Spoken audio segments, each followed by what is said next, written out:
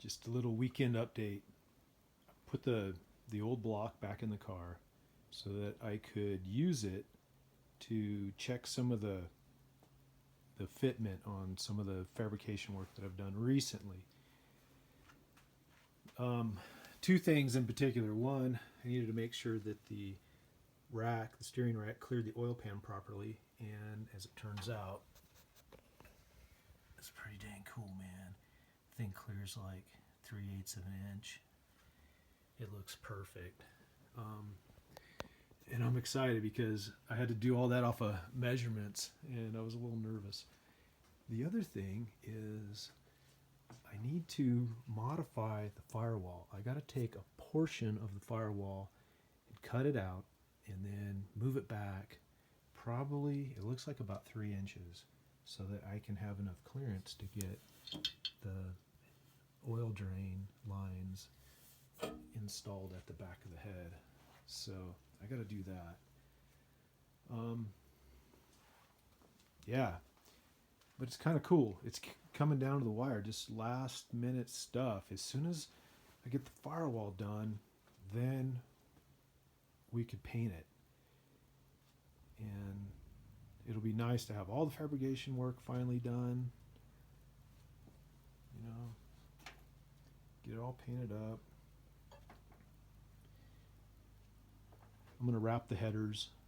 I'm going to wrap them in like some Thermaltech or something like that. After I paint them, they're just going to be painted and wrapped. I know it sounds kind of crazy, but I hate fixing cracks on coated headers. And when you got a header like this where it's all custom made, and you know, like there's a bunch of welds on it and stuff, and if this thing's shooting fire out the sides every pass, you might develop a crack or two over the years. It's just how it works. Anyways, hey, I hope everybody's having a good day. Oh, let me see if I can show you. See if I can show the oil pan. I'm really digging how the oil pan came out. It's tucked. It's definitely higher than the transmission pan, which is cool. And the other thing that's cool is if you ever need to service the bottom of the motor, you can pull the pan off without having to remove a bunch of extra stuff. Heck, a lot of cars you can't even get the oil pan off with the engine in the car. So it's also going to be cool too, where you can get to the starter really easily because the headers are not wrapped around it. That's going to be nice. And the car will still have all the original control arms. It'll have the original torsion bars. It's just been converted to a Pinto rack.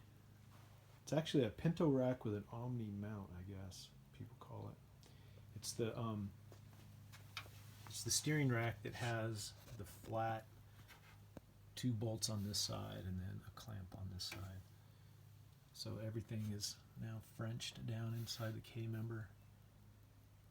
And I had to make some custom spacers to move I needed to move the inner tie rod joint out a little bit, and I also needed I needed a little more steering angle, so I made those stops to accommodate that, so that at least the car will turn like it's factory. You know, you can park it in tighter places, and you know what I mean. It's like a hassle to drive a car that doesn't have full range of steering. So I wanted to make sure that was the case. Anyways, I hope everybody's having a good Sunday, and I'll check in later.